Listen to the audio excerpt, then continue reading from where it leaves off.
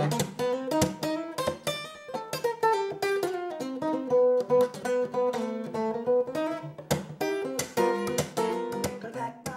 I definitely practice. I practice a lot, you know. Anytime I'm not doing anything else like eating or sleeping, I'm practicing, you know.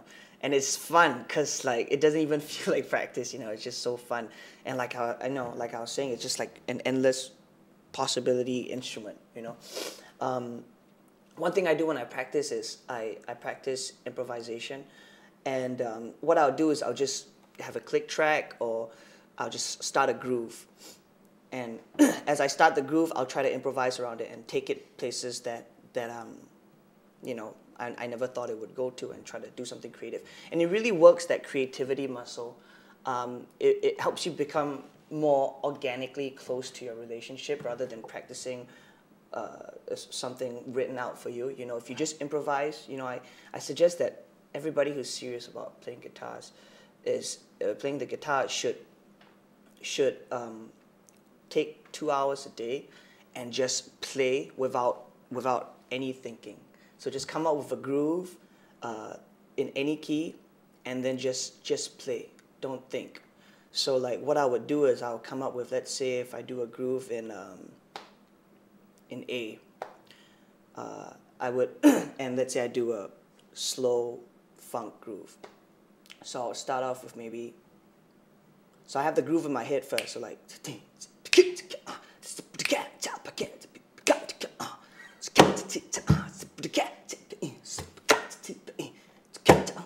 yeah, that's a groove. And so in the head.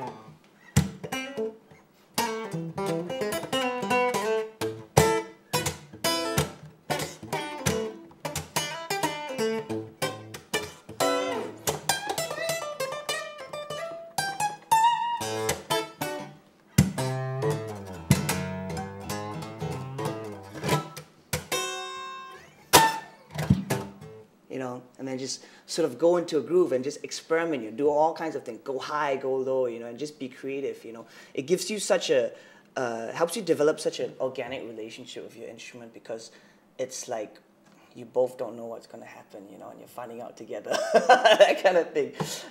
But yeah, that's kind of how I practice.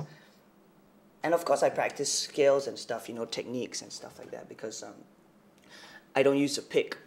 And it was a decision quite a while ago to not use a pick, because you know, 5 is better than 1, you know, but still there are detriments to not using a pick. You can't really alternate pick, which is, you know,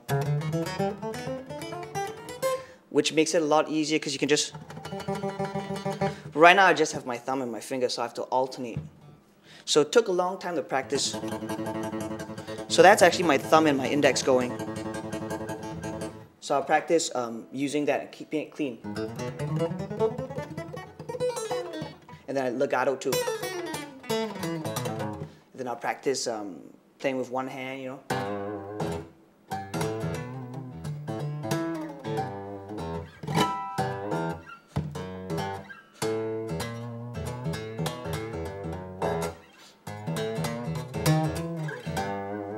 You know, I practice with one hand, and then I practice just muting this and just playing rhythms. So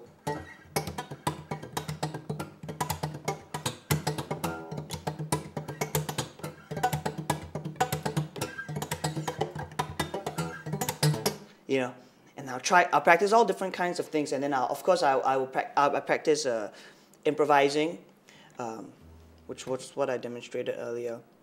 And then I try putting it all together, you know, at the end with the improvisation. So if I'm gonna practice my right hand with this, then maybe I'll incorporate, you know, some chords and stuff.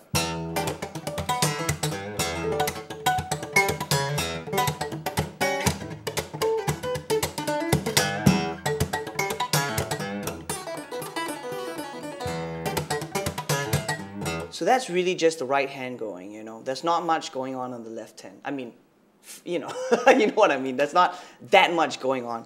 It's more on the right hand. And then when I want to practice stuff that has to do with my left hand, I just work it more.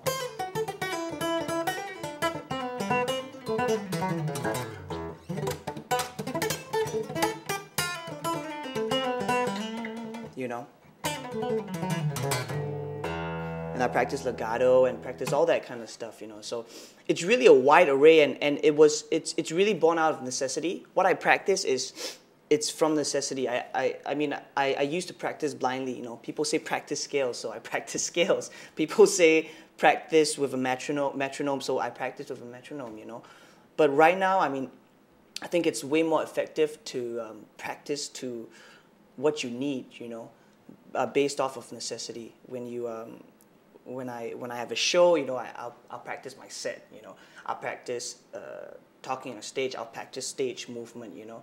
And you know, think about what you want to achieve first before you practice. You know what you want to get at. If I know I want to get at playing legato really, really well because I just like the sound of it, because I like the smoothness, then practice for that. You know, I mean, don't go around with a hammer saying, what can I nail, you know?